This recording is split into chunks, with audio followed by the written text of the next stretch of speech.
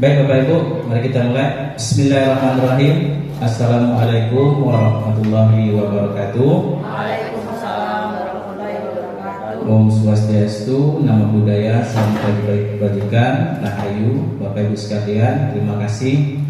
Puji syukur alhamdulillah tentunya kita panjatkan kehadirat Allah pada kesempatan pagi menjelang siang hari ini.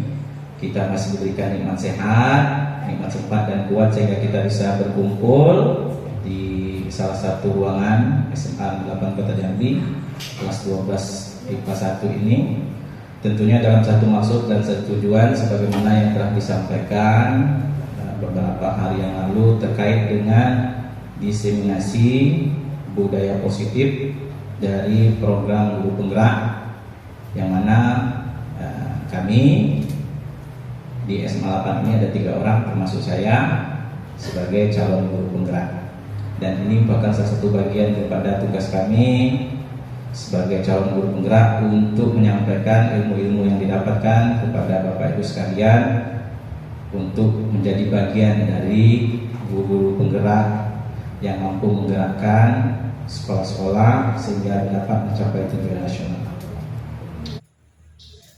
Kemudian Bapak Ibu, salawat dan salam adalah senantiasa disampaikan kepada Nabi kita Muhammad SAW. Allahumma sholli ala Muhammad wa ala ali Muhammad.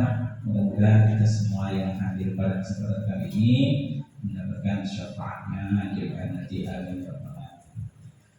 Bapak Ibu, sebagaimana yang telah kami sampaikan di awal, bahwasanya kegiatan kita hari ini adalah diseminasi budaya positif, yang mana ini adalah salah satu modul dari 10 modul yang harus kami selesaikan dalam program guru penggerak. Dan modul ini dikembangkan oleh Ibu Andri Cahyani, SPDMS, Sasmiati Rajasa MSc, dan Dr. Murti Ayu Lianti MPD.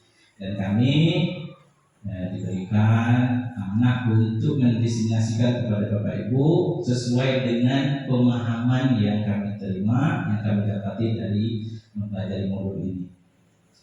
Nah, ini perkenalan singkat Bapak Ibu, cukup dikenal saja kita kenal dulu ya. Lanjut, agenda kita lebih kurang 1 jam ke depan. Ini bukan kurang 10 menit. Capaian umum materi 40 menit dan refleksi 5 menit. 5 menit. Saking mantapnya tulisannya 5 menit. Baik Bapak Ibu, mudah-mudahan dalam waktu 1 jam ini dapat ilmu yang bermanfaat dan kita bisa memberikan suatu perubahan bagi sekolah kita. Dan tentunya ini diharapkan mampu menjadi budaya positif di sekolah kita.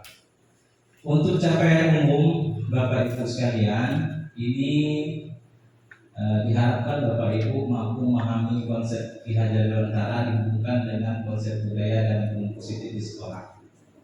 Kemudian melakukan evaluasi refleksi tentang praktik disiplin dalam pendidikan secara umum untuk mendapatkan pemahaman baru mengenai konsep disiplin positif untuk menciptakan murid dengan profil pelajar Pancasila. Ini kan salah satu tujuan daripada pendidikan kita saat ini adalah profil pelajar Pancasila.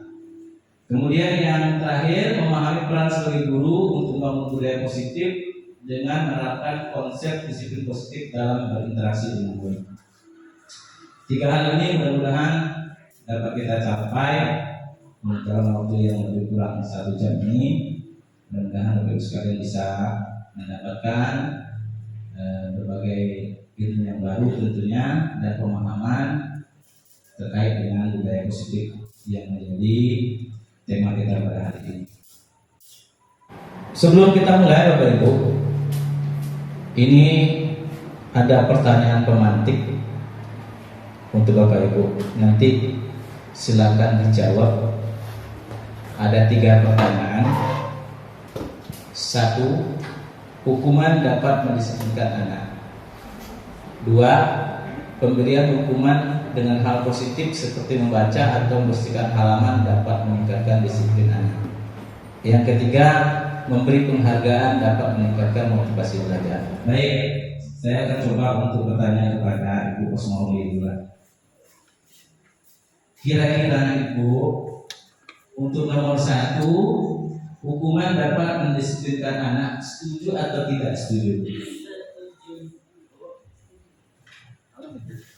Setuju. Hukuman dapat mendisiplinkan anak. Kalau pendapat saya setuju. Tapi hukuman itu bukan bersifat fisik, tetapi di situ kan kalau kita tidak memberikan hukuman kepada anak, berarti anak itu tidak bisa tahu yang mana yang benar dan tidak tahu yang mana yang salah.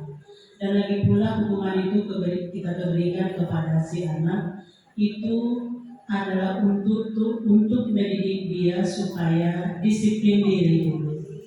Kalau sudah disiplin diri, berarti otomatis sudah mendisiplinkan dalam lingkungan. Kalau lingkungan sudah disiplin, masyarakat juga sudah disiplin. Kalau masyarakat sudah disiplin, berarti bangsa dan negara Indonesia juga disiplin. Luar biasa. Tepuk tangan dulu. Baik Ibu, selanjutnya pertanyaan nomor 2. Kita minta nih yang di depan. Karena yang di depan biasanya dia orangnya berani-berani dan siap untuk ditanya. Kalau di belakang tahu apa dulu ada ditanya. Nah, silakan nomor 2 Bu. Ini Bu, benar Bu. Silakan Bu. Pemberian hukuman dengan hal positif seperti membaca atau membersihkan halaman sekolah dapat meningkatkan disiplin anak. Nah, setuju tidak setuju Bu? Saya setuju. Setuju. Karena dengan memberikan punishment kayak gini, anak-anak bisa lebih disiplin. Contohnya misalnya kalau dia kebersihan sekolah. Oke. Ada manfaatnya juga. Ada manfaatnya, karena mereka akan dengan mereka membuang sampah itu tandanya mereka harus wajib membersihkan sampah tersebut. Kalau kira-kira hukuman membaca atau membersihkan ini menyakitkan tidak? Tidak. Tidak menyakitkan. Oke, baik saya menanya itu aja. Oke, makasih. Dan menyakitkan ya. Oke, terima kasih Iwan. Kita beri persetujuan. Satu, kita berikan pertanyaan ketiga untuk ketua kelas ya. Ketua kelas kita. Ibu RT. Baik. Ibu RT, silakan Bu RT. Assalamualaikum warahmatullahi wabarakatuh. Waalaikumsalam warahmatullahi wabarakatuh. Terima kasih kepada Pak Dabri untuk kepercayaan kepada saya.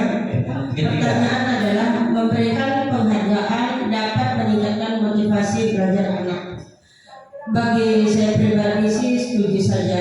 Setuju. Karena ya sangat setuju. Karena tinggal memberikan penghargaan itu dengan otomatis anak itu berkembang sendiri. Oh berarti kalau aku melakukan kegiatan seperti ini, aku pasti dapat penghargaan. Minimal apakah penghargaan itu berupa uang atau apa, minimal ada ucapan terima kasih anak-anak rajin sekali. Itu adalah juga merupakan suatu penghargaan bagi anak atau motivasi bahwa pekerjaannya itu ada dan ini dihargai. Berarti setuju Bu ya kalau penghargaan itu meningkatkan motivasi belajar. Iya. Ya. Baik, terima kasih. Kita berikan terus Assalamualaikum warahmatullahi wabarakatuh. Oke, terima kasih Bu. Luar biasa. Ini banyak kelas ini, kelas internasional ya. Baik. Nah, karena sudah semangat semua, kira-kira yang kita pelajari itu apa aja hari ini? Ini ada 6. Oh, kalau mau diuraikan secara lengkap nih Bu, ini berapa SKS ini? 5 SKS ini. Tapi kita genapkan kita dalam waktu 1 jam. Ada disiplin positif dan nilai-nilai kebajikan universal. Kemudian ada teori motivasi, hukuman penghargaan dan restitusi. Ada keyakinan kelas, ada kebutuhan dasar manusia dan dunia berkualitas. Ada restitusi dalam hal 5 posisi kontrol guru, ya, dan ini 5 posisi kontrol guru ini. Nanti restitusi dengan menggunakan pisau bedahnya ini, ya, alat untuk membedah masalah-masalah siswa itu namanya segitiga restitusi. Nah, Bapak Ibu tentunya penasaran kan? Ya. Apa ini Pak? Ini apa? Oke, baik. Sebelum sampai ke sana, kita hilangkan rasa penasaran Bapak Ibu dengan bermain dulu, ya. Mau namanya Bapak Ibu? Mau. Katanya kan pembelajaran harus menyenangkan. Oke, saya yakin dan percaya Bapak Ibu tidak pakai pena kan? Bukan Pak. Oke, kalau yang bawa pena boleh dibayangkan saja. Ini anggap aja ini adalah benda terpenting dalam hidup Bapak Ibu. Kalau mau ditulis boleh, silakan Bapak Ibu ya, sesuai dengan pasangan masing-masing. Ini adalah benda terpenting dalam hidup Anda. Oh ya, kalau hilang ini bahayanya. Ya, sampai jebol tembok kalau hilang. Saking pentingnya benda ini. Oke, silakan boleh ditulis, boleh dibayarkan saja. Oke. Nah, Bapak Ibu. Nah, silakan Anda tuliskan di kertas itu benda yang paling penting menurut Anda. Sudah? Ayo, orang bayangkan ya. Malah dibayangkan, ini adalah emas 50 gram. Nah, karena juga ini kalung berlian, oke siap ya. Boleh digenggam dengan sekuat tenaga. Silakan genggam. Ya. Di rumah-rumah lah. Oke. Siap sudah di sini. Nah, nanti kita bergantian peran. Sekarang perannya yang adu. Anggap saja yang di sebelah sisi sebelah kiri Bapak Ibu adalah A. Sisi sebelah kanan adalah B. Kita mulai dari yang A dulu. Silakan yang B berupaya untuk merebut dan membuka itu isi genggaman tangan dari kawan yang A. Caranya macam-macam. Boleh Bapak Ibu bujuk, boleh disuap, boleh dihardik, boleh dirayu. Pokoknya bagaimana caranya supaya itu terbuka. Silakan Bapak Ibu. Silakan. Silakan. Berarti buka lidah, buka musuh itu. Iya, sebelah. Nanti. Silakan. Supaya buka yang tangannya Ibu Rosmoli. Silakan dibujuk. Dan serempak semua. Oke. Boleh dengan mengancam, lalu kalau udah pagi. Boleh dengan bujuk, boleh dengan suap, apa saja. Penting tangan terbuka.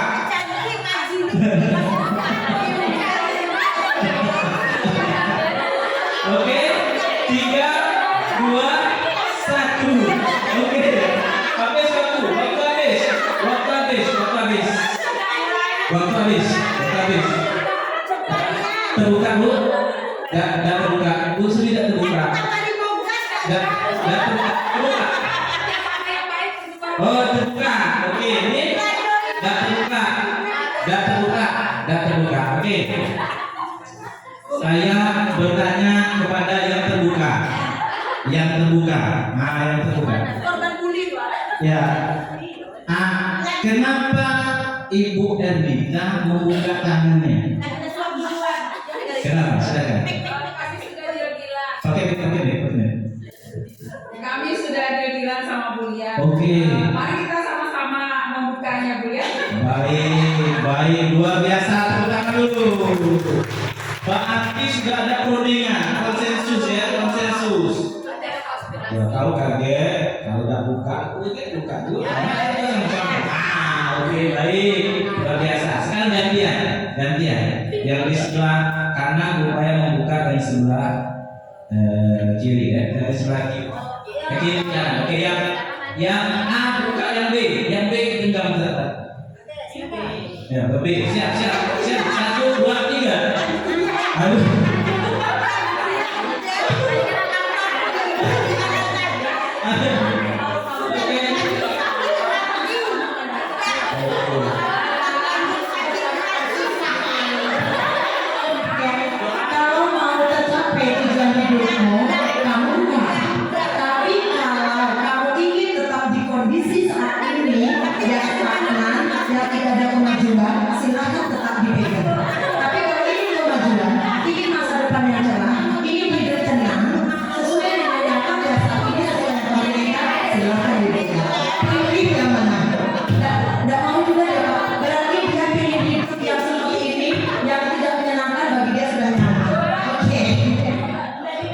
Terima kasih. Waktu habis. 3, 2, 1. Oke, ada yang terbuka? Ada. Siapa yang terbuka? Ada. siapa? Ya, aku lagi Pak. Kenapa dikasih? Kan barang penting tadi. Dipaksa Pak. Karena dia semacam kalau dan dikasih. Karena saya sakit Pak. Baik, luar biasa. Ini dari bukan. Ya. Oke. Sebenarnya hati aku sakit. Sakit. Rasanya sakit tidak bisa. Tapi yang namanya manusia kan Tuhan memaafkan. Aku manusia. Terpaksa aku memaafkan Walaupun dipaksa. Iya. Oh tidak, Iya. Bukan masalah rayuan. Manusia itu saling memaafkan. Walaupun dia jahat dengan aku tidak bakal jahat dengan dia. Dia udah minta maaf atau kalau memang sebenarnya dia salah. Padahal hati aku sakit masih. Baik, berarti ya tadi kan coba-coba dengan berbagai macam cara. Ada yang bujuk, mengancam, merayu, menyuap. Ada menyuap. Ada yang menyuap dari ada. Oh, bisa kok deh. Bisa dengan gas 3 kilo,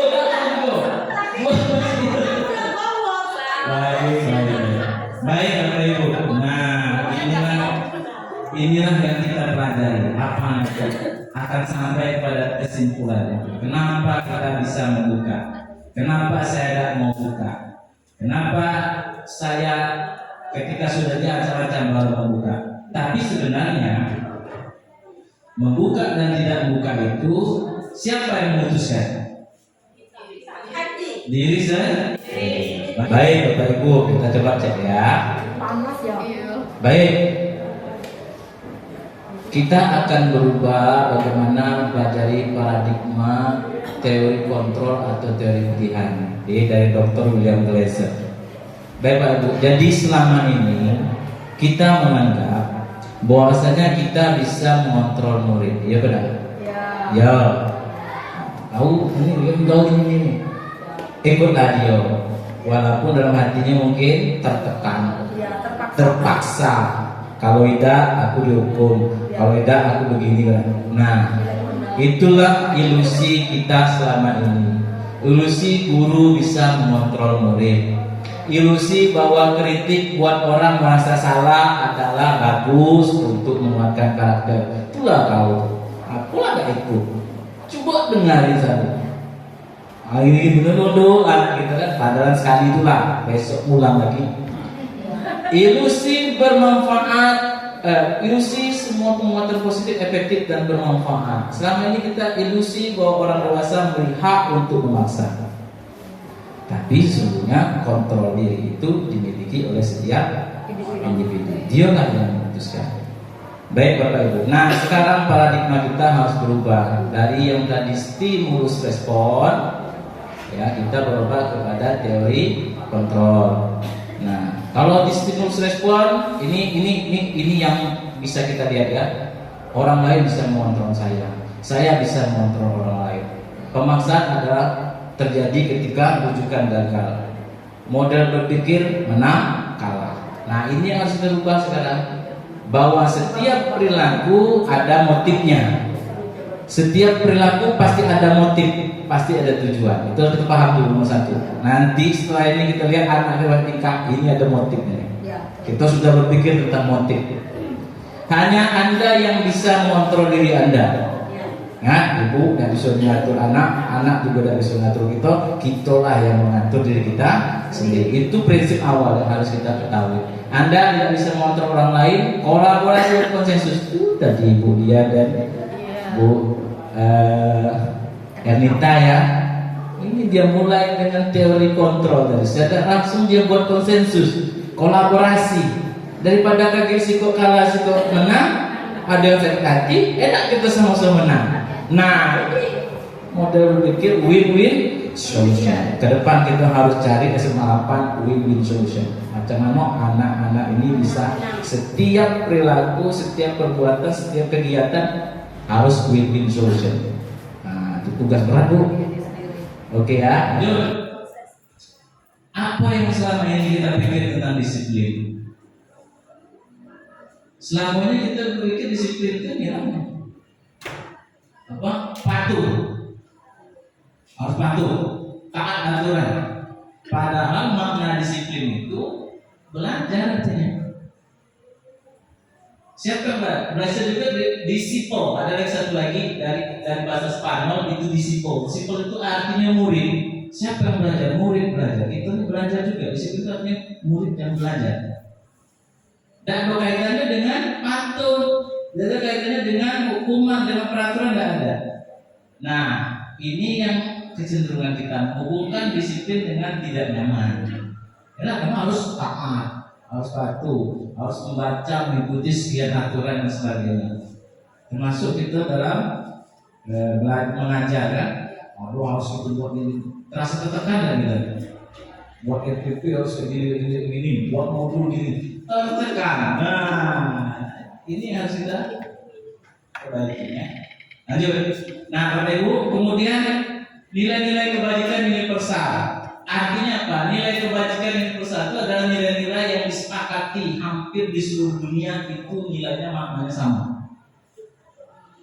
Dimanapun dia berada, dia memiliki makna kebaikan yang sama. Nah, untuk kita sekarang di Indonesia, kita punya profil pelajar Pancasila. Inilah nilai kebajikan universal yang ingin kita capai, Bapak Ibu. Tentunya di sekolah, inilah yang akan kita tanamkan kepada anak-anak kita sebagai bagian nanti dari disiplin positif yang ingin kita bangun. Beriman, bertakwa, berbuat ihsan, berakhlak mulia. Ini sesuai dengan visi kita nih, semua apa nih? Berakhlak mulia. Kalau anak-anak sudah jauh dari berakhlak mulia, tugas kita nih. Tugas kita menuntunnya mereka kembali kepada jalan yang benar. Mandiri, benar kritis, global, bertanggung dan kreatif. Baik Bapak Ibu. Nah, tadi kita ada bicara tentang motif ya. Motif kan? Setiap perilaku pasti ada motif. Nanti kita bicara juga tadi tentang hukuman, tentang penghargaan dan restitusi. Apa itu semua, Bapak Ibu? Lihat ya. Untuk menghindari ketidaknyamanan atau hukuman, motivasi eksternal. Untuk mendapatkan imbalan dari orang lain, motivasi eksternal. Untuk menghargai diri sendiri, motivasi internal. Nah, ini yang mau kita capai Bapak Ibu. Ternyata menghukum dan memberikan penghargaan jauh nilainya dari disiplin positif, jauh nilainya dari budaya positif. Karena motivasinya masih dari luar, bukan dari dalam. Nah, yang kita ingin bangun itu adalah motivasi dari dalam, motivasi internal. Anak akan berkata, saya akan menjadi orang seperti apa bila saya melakukan ini. Kalau saya disiplin setiap hari di sekolah, saya akan begini. Tidak perlu dari paksaan kita, tidak perlu dari peraturan yang ada. Itu makanya dalam kegiatan kita Jumat dan sebagainya. Kalau Ananda sudah bisa munculkan ini dalam diri sendiri, semua peraturan akan sendirinya akan hilang. Ini hilang. Kenapa? Anak udah berubah, dia ngerti loh. Saya harus datang duluan. Inilah manfaat untuk saya. Saya belajar duduk di depan. Inilah manfaatnya untuk saya. Mereka mengerti sendiri. Nah, itu yang harus dibangun. Itu namanya nanti ujung-ujungnya kita adalah budaya yang positif. Bapak Ibu, kita sudah belajar tentang merdeka belajar, merdeka mengajar. Bapak Ibu sudah paham dan apa itu merdeka belajar, merdeka mengajar? Merdeka belajar itu apa tuh? Ini jilidnya sudah jadi berapa nih? Ke-11 atau bersama program menteri itu. Sudah paham tak Bapak Ibu merdeka belajar itu apa maknanya? Ayo, siapa yang tahu? Ini udah merdeka belajar nih katanya. Pak Kini tahu ya merdeka belajar? Nah, coba Bapak Ibu. Merdeka belajar itu apa sih? Mereka belajar adalah untuk memotivasi diri sendiri terhadap keinginan tahu apa itu benar atau tidak. Jadi ya ternyata susah juga ya. Tapi berikan terus benar kalau kita berani. Ada yang bisa? Oke Bu Eri. Apa itu merdeka belajar? Versi saya ya Pak. Yo. Merdeka belajar itu adalah apabila seseorang sudah bisa menentukan saya mau mencapai sesuatu itu dengan kompetensi saya sendiri dengan cara yang mana sesuai dengan saya. Gitu. Jadi misalnya saya hobi belajar, saya mau mencapai sesuatu itu, contoh gampang. Saya harus menyelesaikan atau mengerti materi itu. Sementara saya hanya bisa mengerti kalau saya membaca sambil mendengarkan musik, misalnya begitu. Jadi merdeka belajar artinya kita merdeka untuk menentukan diri kita sendiri mau mencapainya dengan gaya apa sesuai dengan hobi dan keinginan saya biasanya. Itu versi saya, Pak. Mohon maaf kalau salah. Oke, tidak ada yang salah, tidak ada yang benar. Oke, tepuk tangan dulu lah untuk Bu Eli. Luar biasa. Bapak Ibu, sebenarnya apa yang disampaikan Bu Eli tadi juga benar juga. Namun secara singkat, secara simpel, merdeka belajar itu adalah belajar pembelajaran yang berpihak pada siswa. Ketika sudah berpihak pada siswa, maka itulah merdeka belajar. Kata Bu Eli tadi, dia bebas merasa tidak tertekan, belajar dengan gayanya, dengan seleranya, dengan bakatnya, dengan yang penting tujuan tercapai. Nah, nanti dalam merdeka belajar itu ada satu strategi pembelajaran yang harus dibuatkan. Nah, itu kami sudah mempelajarinya, namanya pembelajaran berdiferensiasi. Nah, itu salah satunya Bapak Ibu. Dalam mewujudkan merdeka belajar itu ada pembelajaran berdiferensiasi.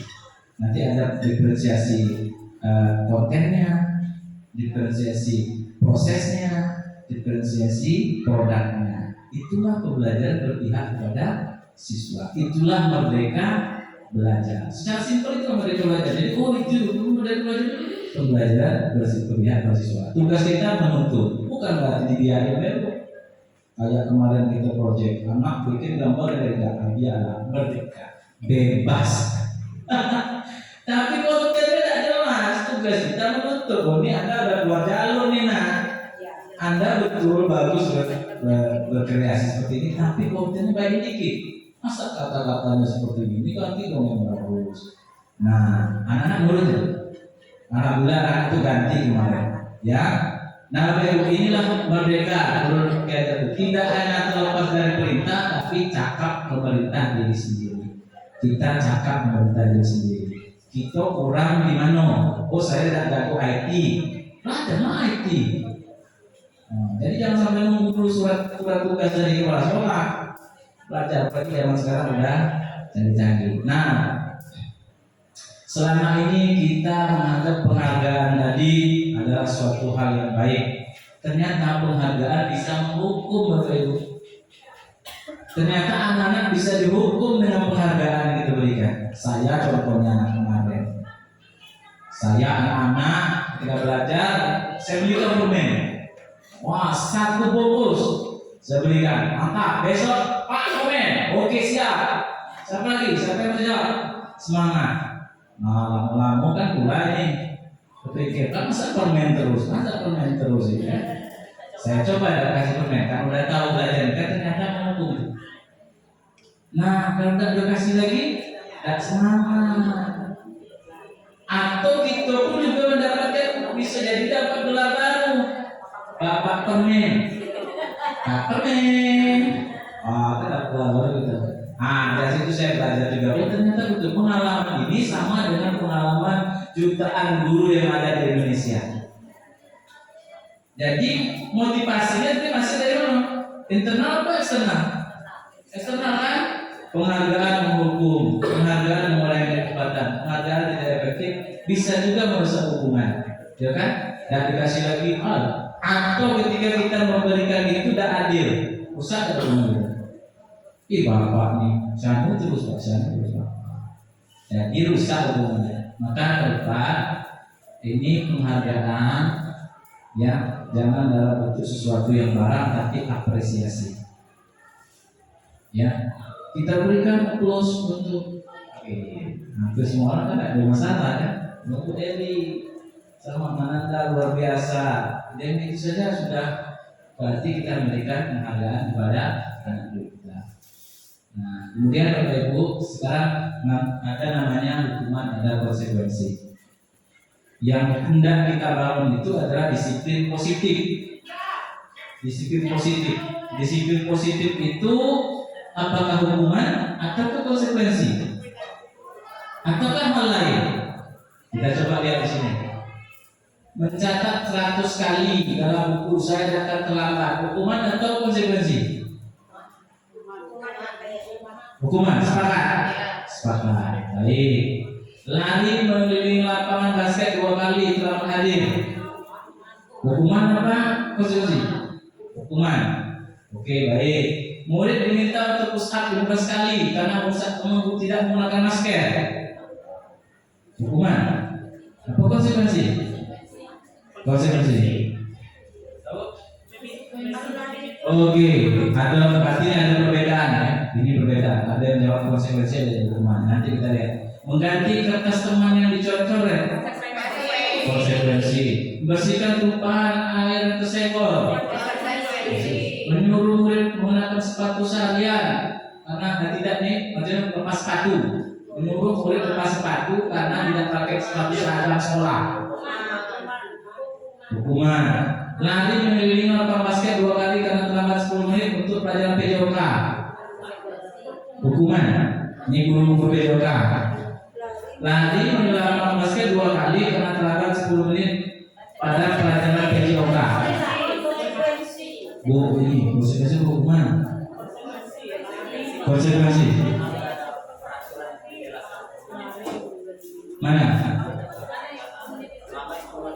10 menit. Oke, baik. Baik Bapak Ibu. Dari yang Bapak Ibu sampaikan tadi, ya, hanya ada satu hal dari mungkin satu yang saya salah. Ya, sepertinya betul semua. Ini bahan dari mana? Ini konsekuensi tadi. Ini konsekuensi atau hukuman tadi? Bukan. Ini hukuman apa konsekuensi? Hukuman atau konsekuensi? Hukuman. Baik Bapak Ibu, ini kenapa hukuman? Ini kenapa konsekuensi? Apa alasannya? Siapa bisa? Ayo, Bu Sumi, belum dari Bu Sumi. Kalau menurut pendapat saya, saat itu tidak ada hubungannya.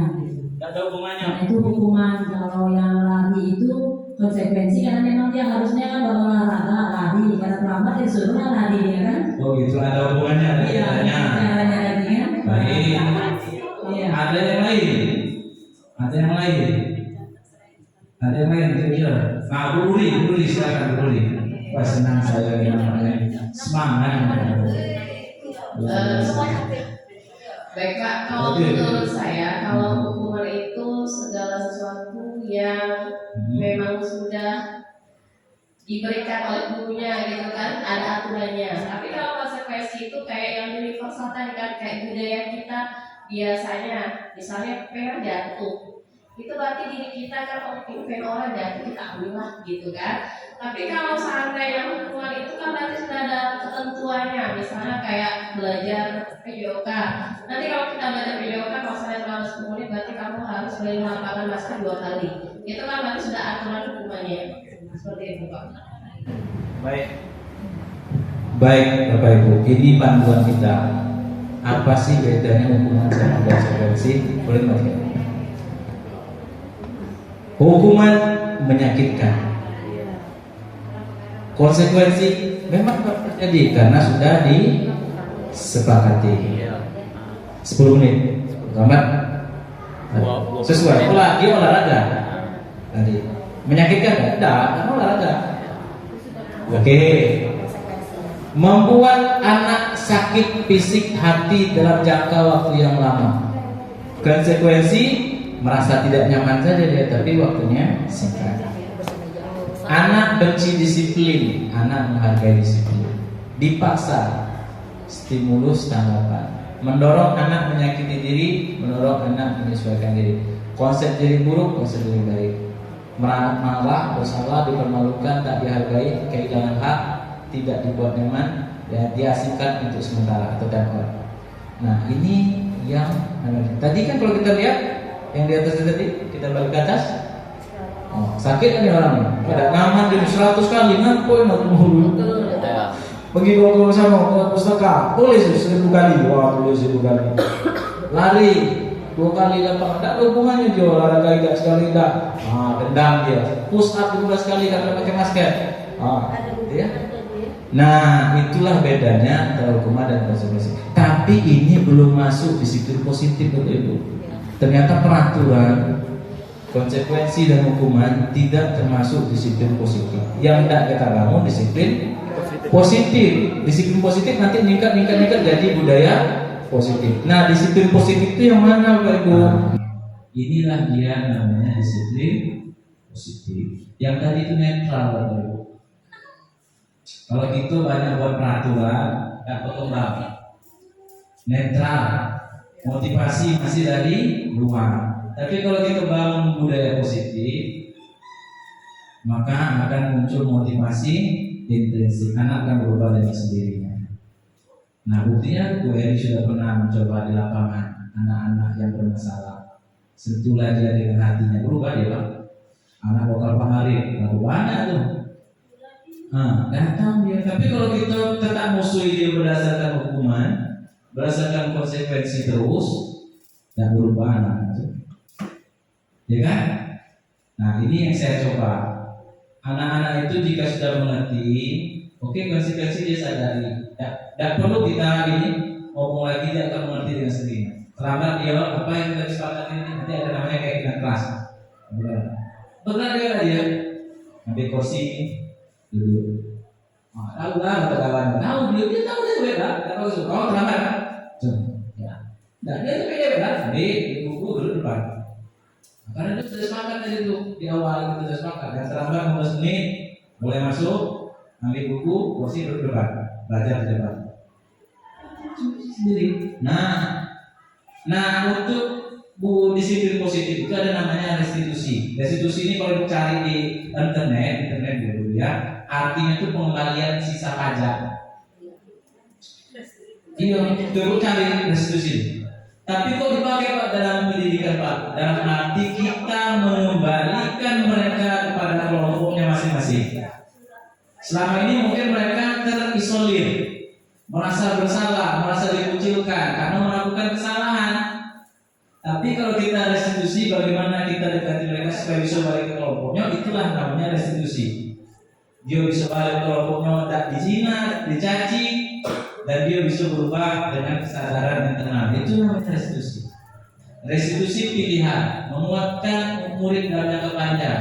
Korban mendapatkan ganti, murid mendapatkan penguatan, masalah terpecahkan, murid bertanggung jawab. Kemudian apa yang harus kamu yakini? Ini berdasarkan nilai-nilai kebajikan universal yang sudah disepakati. Mereka harus bisa itu. Apa yang bisa kamu lakukan untuk memperbaiki masalah ini? Nah, murid menghormati dirinya dan orang lain. Ini yang kita bangun dalam budaya positif. Nah, ini Bapak Ibu, ini pengertian restitusi. Menciptakan kondisi memperbaiki kesalahan sehingga mereka bisa kembali ke kelompok mereka dengan karakter yang lebih kuat. Jadi intinya mereka bisa kembali ke kelompoknya karakter lebih kuat. Cirinya, Bapak Ibu, 1, menebus kesalahan, memperbaiki hukuman, tawaran bukan paksaan, menuntut ke dalam diri, mencari kebutuhan dasar, cara yang paling baik, karakter bukan tindakan, fokus pada solusi, mengembalikan murid yang berkuasa. Bapak Ibu, kita lihat di sini adalah kebutuhan dasar yang mendasari tindakan. Nah, ini yang perlu kita dalami. Nah, sebelum sampai ke sana, itu ada namanya keyakinan kelas. Dulu kita namanya ada kontrak belajar, Pak Ibu ya. Sebelum belajar kan ada kontrak belajar kan? Orang itu buat belajar. Nah, sekarang istilahnya kita lagi dengan keyakinan kelas. Keyakinan kelas dapat dari mana? Ya, keyakinan kelas itu didapat dari mana? Nah, keyakinan kelas itu didapat dari nilai-nilai universal tadi. Ini ada slide yang saya hide ini. Sebenarnya ada di situ contoh-contoh keyakinan kelas itu. Jadi nilai-nilai yang mereka harus yakin gitu ya. Sebagai contoh, mengapa tidak peraturan saja? Mengapa harus keyakinan kelas? Contoh nih, mengapa kita pakai helm? Mengapa kita pakai sabuk pengaman ketika berkendara? Jadi unsur nilai universalnya Bu, menghindari kecelakaan berarti kita menjaga keselamatan diri kita dan orang lain. Kemudian apa lagi? bertanggung jawab. Nah itu namanya nilai-nilai universal. Jadi tanpa ada lampu merah orang besok berhenti. Ini kalau ada polisi PKP lampu merah kalau patuh. Kalau tak belum tidak. Nah itu Ramadan terbangun tuh keyakinan nilai-nilai universal. Kenapa kok harus berhenti lampu merah? Karena nanti ada orang lain lewat. Kalau kemarin juga tabrakan siapa yang rugi? Tahu deh gue. Keselamatan dirimu dan orang lain terganggu. Mengapa kita mematuhi peraturan 3M? Mencuci tangan, pakai masker, jaga jarak, keselamatan, nilai-nilai kita keselamatan itu universal. Kita pengen jaga diri kita, jaga diri orang lain. Mengapa peraturan harus datang tepat waktu untuk mengikuti pelatihan?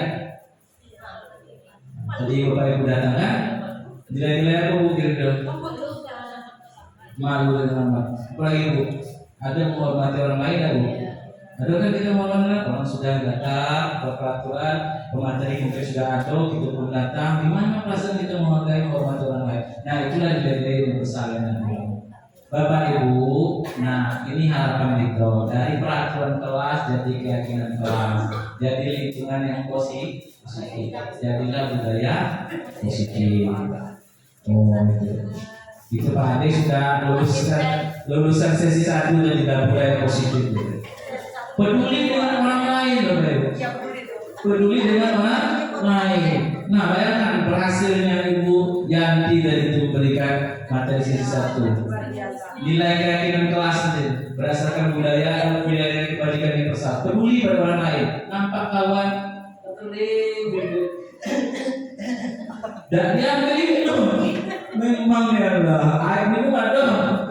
Nah itu, berarti lulus calon CGT angkatan 10.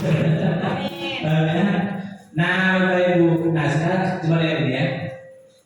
Yang mana merupakan keyakinan kelas? Apa alasannya? Siapa yang berani?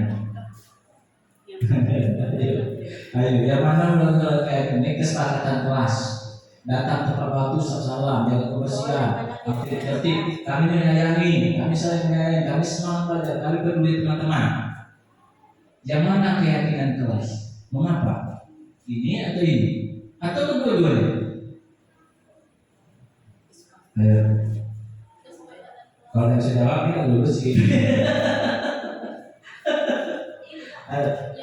Yang mana? Saling menyayangi.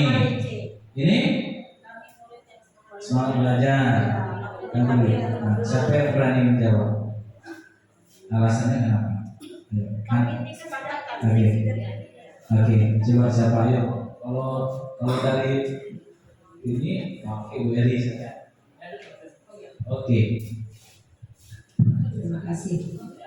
Kalau kesempatan kelas yang kiri itu kan ya datang tepat waktu, mengucapkan salam, menjaga kebersihan, berdoa, aktif tertib, itu biasanya datangnya dari top manajernya. Misalnya dari guru atau kata dari gurunya kita gini-gini tersusun oke, gitu. Kalau ini kami guru dan murid saling menyayangi, kami murid yang semangat belajar, kami murid yang peduli dengan teman-teman, lebih ke student center. Jadi datangnya dari mereka dan hati mereka kan kemudian dari dianya sendiri yang muncul, dari para muridnya yang menginginkan kondisi seperti ini dan kami sudah yakin kami begini. Oke, baik. Jadi untuk yang ini ya kan ada nilai-nilai kan, nilai yang mereka dan itu konsensus disepakati. Kalau tadi misalnya di sudah di atas ke bawah namanya peraturan dibuat dan sebagainya. Nah itu kan konsensus namanya. Nah itu berdasarkan nilai-nilai yang diyakini. Ini nilai saling menyayangi universal. Orang peduli, semangat belajar, saling menyayangi itu nilai universal kan? Ya. Nah keyakinan kelas itu digalilah dari nilai-nilai universal sehingga disepakati jadi kesepakatan kelas. Nah namanya keyakinan kelas. Baik Bapak Ibu. Nah nanti Bapak Ibu silakan membuat di kelas masing-masing sebagai praktek nyata Bapak Ibu di kelas Bapak Ibu masing-masing buatlah kesepakatan kelas yang digali dari keyakinan kelas nilai-nilai universal. Nah boleh formatnya lagi, boleh formatnya T, kan T ya maksudnya tampak seperti, tidak tampak seperti. Nilai universalnya apa? Hormat. Nah, dari kata hormat itu jangan cuma apa yang bisa tampak sepertinya. Datang ke waktunya Pak teman. Nah kita Bapak Ibu mohon maaf, sejak pandemi sampai sekarang kita mulai kurang nih. Setiap pagi saya lewat, saya alhamdulillah setiap lewat sayur sabunnya Pak. Assalamualaikum, selamat pagi Bapak Ibu. Kalau ada yang seperti Ibu ini tidak satu keyakinan. Saya terus dulu, walaupun yang lain yang mengikut, tapi saya mendisiplinkan diri saya. Mudah-mudahan melihat anak lewat sama dengan kita Bu. Ibu guru sama baik, anak murid sama baik. Apa yang terjadi Bu kira-kira ke depan sekolah itu? Hilang beberapa padahal kita sudah masang 5S. Jadi slogannya itu senyum sapa salam sebagai slogan Bapak Ibu. Nah mudah-mudahan yang ikut ini ke depannya kalau kita lewat assalamualaikum selamat pagi, salam sejahtera kita semua. Baik Bapak Ibu, coba kita lihat ini. Kira-kira dari peraturan dari Ketua selalu kembalikan buku ke tempatnya. Kira-kira nilai-nilai keyakinan universal itu apa? Kalau kita sudah membuat sesuatu, bertanggung jawab. Dilarang ganggu orang lain. Kira-kira keyakinan universalnya apa gitu? Saling menyayangi. Apa lagi begitu? Saling menghormati. Kemudian ini saya oke, ini ada 5 menit dan sebagainya. Atau ini yang paling bawah langsung ke sini. Jangan berlari di koridor. Apalagi kira-kira? Hah? Tak peraturan apalagi kira-kira? Nilai universalnya menjaga ketertiban, kesopanan, keselamatan. Coba lah orang koridor lewat. Ular itu atau bola tapi kawan. Nah, kan menjaga keselamatan diri. Nah, ini Bapak Ibu nilai-nilai jadi kayak gini. Nah, Bapak Ibu terkait dengan motif tadi yang pertama, kebutuhan dasar manusia. Nah, ini perlu kita dalami Bapak Ibu. Survival atau Pak Ade itu. Manusia itu melakukan sesuatu motifnya 5 nilai Bapak Ibu. Berdasarkan hasil penelitian, bukan saya yang teliti. Ini penelitian Bapak Ibu. Ternyata orang berbuat sesuatu itu ada motifnya. Motif itu satu survival ini bersifat fisik, 4 ini bersifat psikologis. Nah yang psikologis ini yang banyak Bapak Ibu kita kadang-kadang terlupa.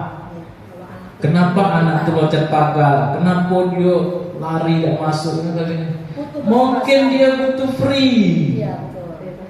Wah aku di SMA 8 itu kekamnya segala tidak boleh. Tapi jangan berarti kita bebas-bebaskan. Tidak, kita kan menuntut tadi among kan.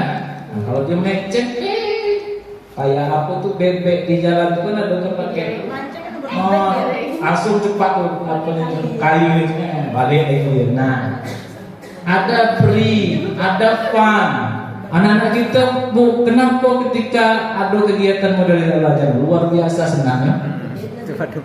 Fun. Berarti selama ini kita mengajar tidak fun.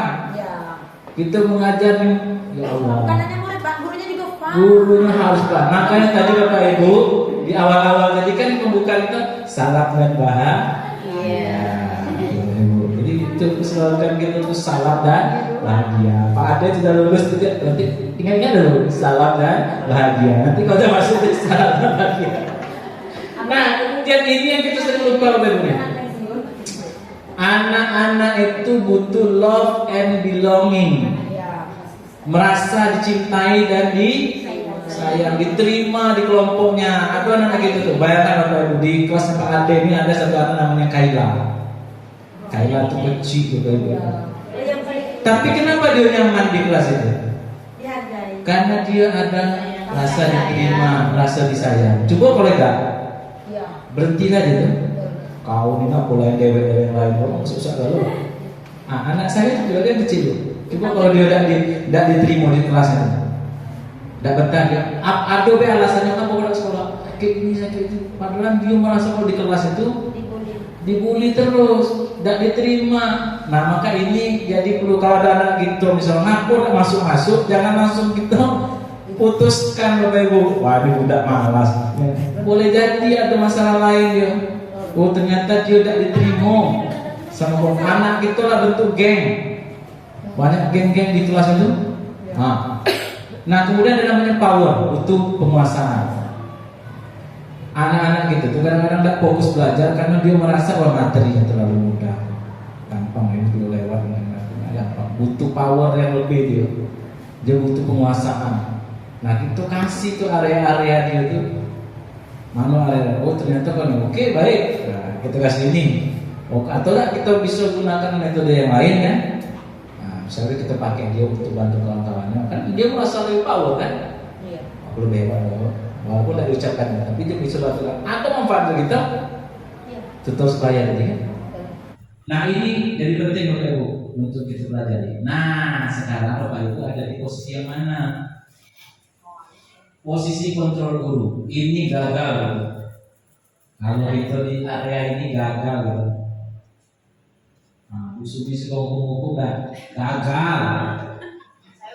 Usul-usul orang yang suka buat anak nangis. Gagal.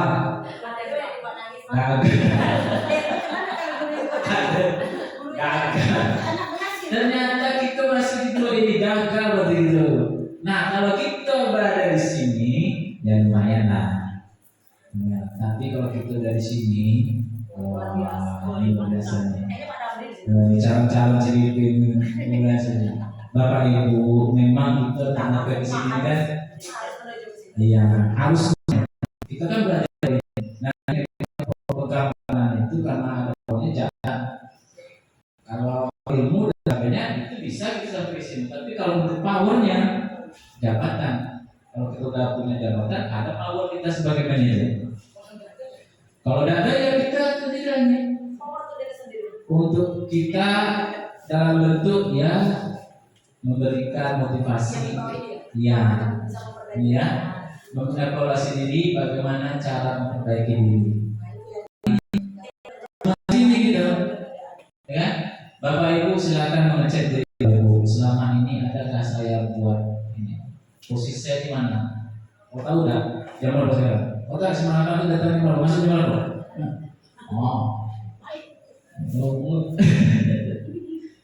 Berapa banyak bintang saya berapa halaman yang harus saya tulis dan diperhatikan pada sanksi dan hadiah ketika kita masih di pemantau atau kita sering jadi teman. Nah saya sering juga ambil posisi sebagai teman, tapi posisi ini walaupun baik akan menyebabkan ketergantungan. Kalau tidak hati Pak Ade nggak semangat, karena Pak Ade itulah yang paling mengerti dirinya. Bayang. Ada kan? Nah, Pak Ade itu memposisikan sebagai teman sehingga ada ketergantungan dengan Pak Ade. Mana sebagai lawan deh Pak. Nah, nanti anak tergantung. Sangat fokus ya dia. Sangat fokus. Ayolah nak, tolonglah ibu. Kalau kamu macam gini, macam mana lah ibu? Berarti demi diri kita. Anak kita tuh ya. Saya pikir Bapak Ibu teman saya ternyata begitu. Nah itu. Nah gitu ya. Nah ini manajer ini yang dihadapi. Nah siapa yang mengatakan pada saya kecewa sekali dengan kamu. Kira-kira apa tadi posisinya? Hah? Saya mengatakan kamu tidak pernah melakukannya. Ayolah lakukan demi Bapak. Apakah hari ini kamu mendapatkan stiker bintang? Iya. Bagaimana kamu bisa menyelesaikan masalah ini? Manajer. Nah itu kalau sudah ngajak anak cari solusi, bukan solusi dari kita. Solusi itu menurut kamu dia mampunya mana? Nah itu digali Macam mana cara kamu menyelesaikan ini kira-kira? Dosa apa sampai Pak di sini? Apa yang bisa Bapak bantu untuk kamu? Kamu selalu yang paling terakhir. Apa nih? Membuat merasa bersalah kan? Kau terus. Iya. Nah, kita diharapkan bergerak dari ini dan peraturan menjadi menghargai nilai-nilai. Nih, kita peraturan ini kita mulai kurangi lah. Kita coba berdasarkan nilai-nilai yang disepakati bersama. Pemantau jadi manajer, konsekuensi dia jadi memperbaiki. Ya. Kalau kamu tidak, saya akan diberi hukuman kepadanya. Ini masih di sini. Apa yang kamu yakini? Bagaimana kamu memperbaiki? Inilah yang di sini. Nah, tadi saya bilang tadi kan ada pisau yang bisa bertahan itu ya. Untuk masalah-masalah tadi, macam mana cara kita menganalisisnya menggunakan pisau bedahnya. Nah, pisau bedahnya ini lah namanya Bapak Ibu segitiga restitusi. Satu, nih segitiga. Stabilkan identitas, validasi kebutuhan, tanyakan keyakinan. Anak datang terlambat. Dosa masuk. Balik kok. Ya Allah, Ibu belum lagi kita tanya dia tuh. Ngapur balik kok. Malah kekencang begitu. Aduh kan? Nah, ternyata dia tadi tuh serius dari rumah hari, potong panting antara adiknya. Oh sampai sini terlambat, balik kok. Wah sakit hati macam mana lagi dendam dia. Stabilkan identitas. Datang sekarang maksudnya sini. Tanyalah. Nggak terlambat. Oh oke nah, nggak masalah. Kamu bukan satu-satunya yang pernah buat salah. Wah tenang dia kan. Kamu bukan satu-satunya yang pernah buat salah. Wah tenang dia. Wah baiknya. Wah senangnya ya. Tapi baru tadi itu kalau kita masuk ke mungkin ya ada kesepakatan yang kita sepakati bersama. Nah, kemarin kamu tahu kan kalau jam pelajaran kita di sekolah kita nih jam masuk pertama jam berapa? Jam 7 Pak. Berarti dia tahu tuh aturannya. Tahu dia. Oh, kamu kira-kira gimana nih caranya supaya ini bisa terlambat? Apa ini Pak? Perlu bantuan enggak? Kalau kamu kira-kira bangun agak terlambat, lo cari kawan-kawan kau yang bisa bangun. Atau tak? Bapak nih siap untuk masuk. Nah, seperti contohnya begitu. Setiap orang pasti melakukan kesalahan. Setiap ada masalah, coba stabilkan dulu identitasnya. Setiap orang pasti pernah buat salah. Bapak juga pernah buat salah. Nah, setelah itu baru validasi kebutuhan. Kau tentu punya alasan kenapa kau terlambat. Yo Pak, kami ngantar mama kami dulu Pak, baru kami sini kami, jadi ngantar adik kami. Validasilah kebutuhan tadi. Apa caranya aktif supaya kamu bekerja? Oke, siap. Nanti tunggu ya. Oh bisa. Ibunya ya memang kelas internasional. Bentar lagi guys. Siap ya. Oke, siap. Bu. Yang terakhir, ini kan sudah sampai visunya Bu. Udah sampai visunya udah akhir nih. Udah ketemu visunya nih. Menanyakan keyakinan. Nilai apa yang kita sepakati, kamu akan menjadi seperti apa? Kalau kamu seperti itu terus membuat kesalahan, kira-kira nanti kamu menjadi seperti apa? Nanti nilai kamu bagaimana? Nah, dia yakin dulu. Oh, setelah dia paham, dia begini. Nah, artinya dia menyadari kesalahan dari dirinya sendiri, bukan karena dia takut dengan peraturan dan sebagainya. Nah, itu Bapak Ibu. Ini misalnya, jadi Bapak Ibu silakan pakai ini untuk membedah, menganalisa kita yang bermasalah. Oke ya? Nah, ini caranya Bapak Ibu. Bukan yang Ibu bisa berkata ini tadi. Manusiawi. Nah, Bapak Ibu udah tertarik cari tahu siapa yang salah, siapa yang benar. Ibu lebih tertarik bagaimana cara menyelesaikan ini. Wah, luar biasa Ibu ini ya. Juga aku bisa banyak cerita Bapak penting itu. Yang penting sekarang kira-kira apa yang bisa kita perbaiki. Solusinya seperti apa? Oh, ini Pak gini benar. Oke, baik. Nah, itulah seperti itu Bapak Ibu. Kemudian untuk menganalisis kebutuhan dasar kita bisa mengatakan ini. Oh, pasti itu alasan. Apa yang penting? Maukah kau belajar? Mencari cara. Apakah kau bisa melakukannya dengan lebih baik lagi besok? Nah, itu ya. Kemudian untuk yang melihat kesalahan tadi kita bisa berdasarkan nilai-nilai yang tersepakati tadi untuk keyakinan kelas tadi. Nah, kelas seperti apa yang kamu inginkan? Nah, ini Bapak Ibu. Nah, ini penting intervensi 30 detik. Oke, intervensi. Gunakan kata ini ketika ada anak berbuat salah. Ini intervensi 30 detik untuk menggali lebih, stabilkan identitas, validasi kebutuhan, tanya yakin. Gunakan kata-kata ini dulu. Ketika anak kita berbuat salah dalam kelas, dalam lokal, atau yang lain, gunakan ini untuk memvalidasi. Intervensi 30 detik untuk membantu murid kembali ke ketujuan semula. Ini kamu tadi sudah bilang tadi karena terakhir kan melampung tadi kan. Oke, saya Oke, kemudian apa yang kami inginkan? Nah ini gunakanlah Bapak Ibu ya nanti boleh kita. Bapak Ibu mungkin itu yang bisa saya sampaikan. Jika ada pertanyaan yang mau ditanyakan lebih dalam, silakan.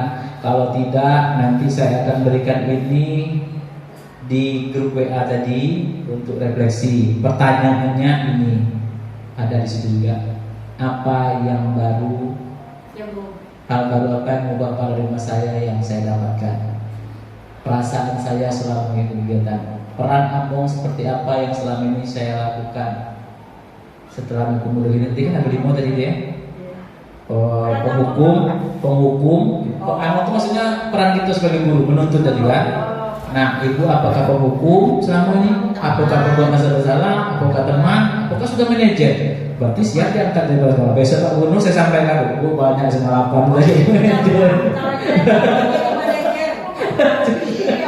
Oke, yang terakhir saya akan menjadi Among seperti apa setelah ikut Oke, ya. Mungkin itu kira-kira ada yang mau ditanyakan? Cukup? Pas? Baik, terima kasih Bapak Ibu. Sekali lagi saya apresiasi Bapak Ibu yang telah menyediakan meluangkan waktu untuk kegiatan hari ini. Mudah-mudahan bermanfaat untuk kita semua. Sekali lagi saya mengharapkan ini bisa menjadi bekal kita untuk membuat perubahan di sekolah kita masing-masing dan kita mulai dari kelas kita masing-masing Bapak Ibu. Bapak Ibu ya, terima kasih. Wabillahi taufiq wal hidayah. Wassalamualaikum warahmatullahi wabarakatuh. Selamat siang.